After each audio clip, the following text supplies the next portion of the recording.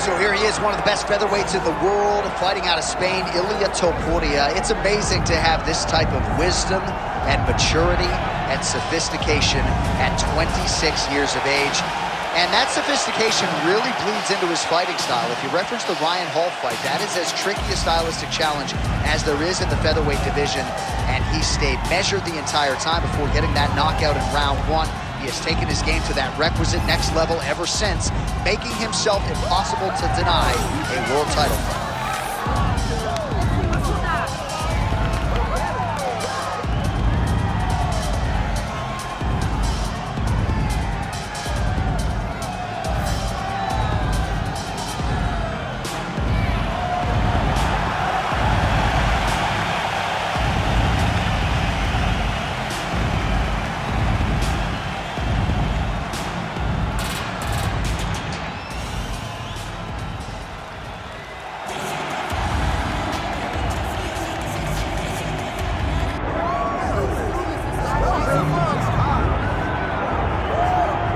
Here's the long-time UFC featherweight contender, Dan Ige. Came off season 3 of Dana White's Contender Series back in 2017 and has realized a lot of UFC success since then. Big wins recently over Gavin Tucker, Damon Jackson, Nate the Train Landwehr. But oftentimes you glean the most from Ige after his losses. The man has an insatiable appetite for MMA improvement. Very rarely is he seen taking anything resembling time off. Outstanding cardiovascular base, huge hands, power in both of those, and a Brazilian Jiu-Jitsu black belt he can lean on as well. Another big spot in a career full of them for Danny Ige here tonight.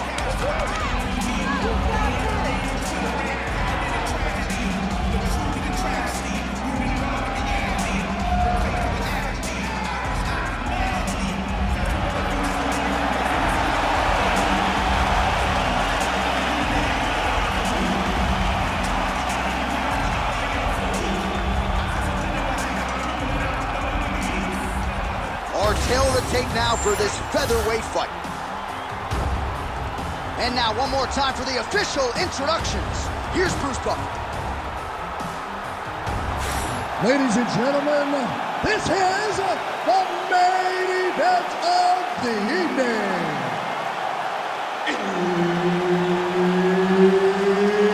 It's time! 5 rounds in the UFC featherweight division. Introducing first, fighting out of the blue corner, Ilia Topuria. And now introducing his opponent, fighting out of the red corner, Dan 50K Ige. One of the best in the business, Herb Dean, is our referee tonight. All right, Dan Ige, as we get this round underway, as credentialed as any featherweight in this division when it comes to the strength of schedule, the skills that he brings to the table, the toughness, the ability to impose his will. He has slipped up a little bit against the truly elite competition, but that doesn't mean he can't hang. And he believes on any given Saturday night, tonight included, that he can be the best featherweight in the world. And now leather being thrown on both sides. Nice overhand left. And everything's landing with so much power.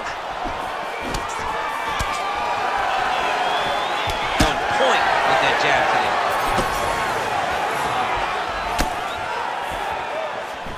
Leg kick.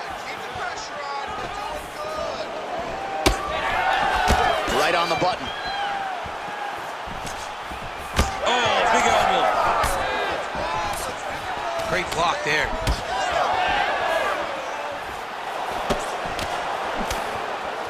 Ige gets caught by that straight punch, beautifully landed by the opposition. Just over 3 minutes now to go in round one. Oh, big elbow. All right, so now blood is a factor. You see that he has been opened up in that eye area. Yeah, he's got hit in the eye, and now there's a cut. But it's nothing to worry about too much now. But he's got to be very careful with it as we go forward.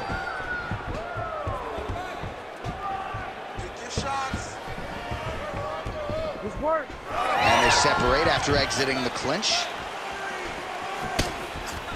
Oh, and he tags him with the straight, beautifully placed there by Ige. Oh, these are some impactful knees he is throwing, and I guess until his opponent adjusts, might as well keep throwing them. He's going to keep going to the well. Why would he change it? His opponent has not been able to figure out these knees. Nice takedown. There you go. Gotta be careful here.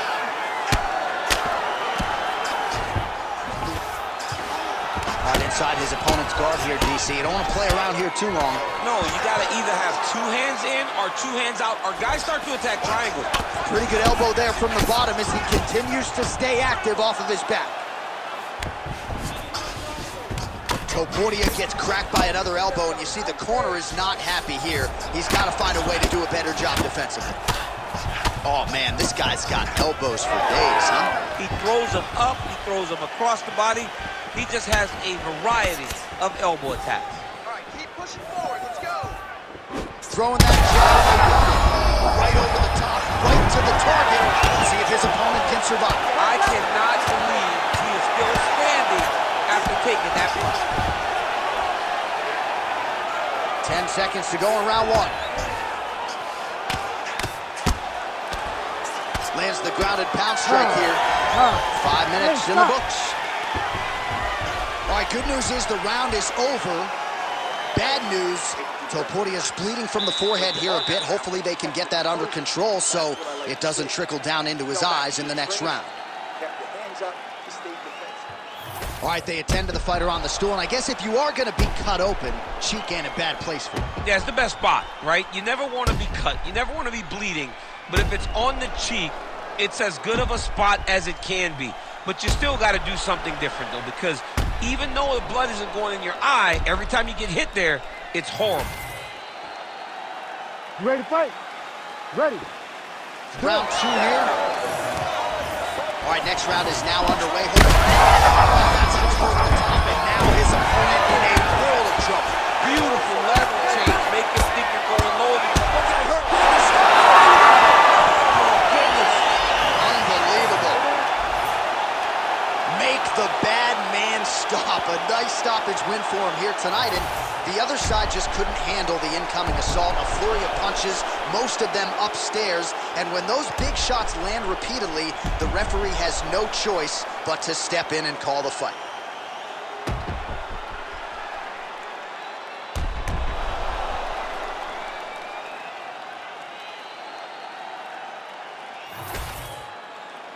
All right, the official decision is in. It resides with Bruce Buffer.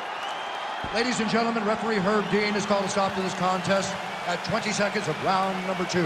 Declaring the winner by TKO, Dan 50K Egan. Well, what a win for that young man tonight by TKO. And if the judges were looking at their phones, it's okay. We don't need the scorecards tonight. We don't need your scorecards. Do as you may, proceed as you may, because this guy knew that he had to finish this fight. That's exactly what he did. He got his opponent hurt, found the follow-up shot, and got the finish.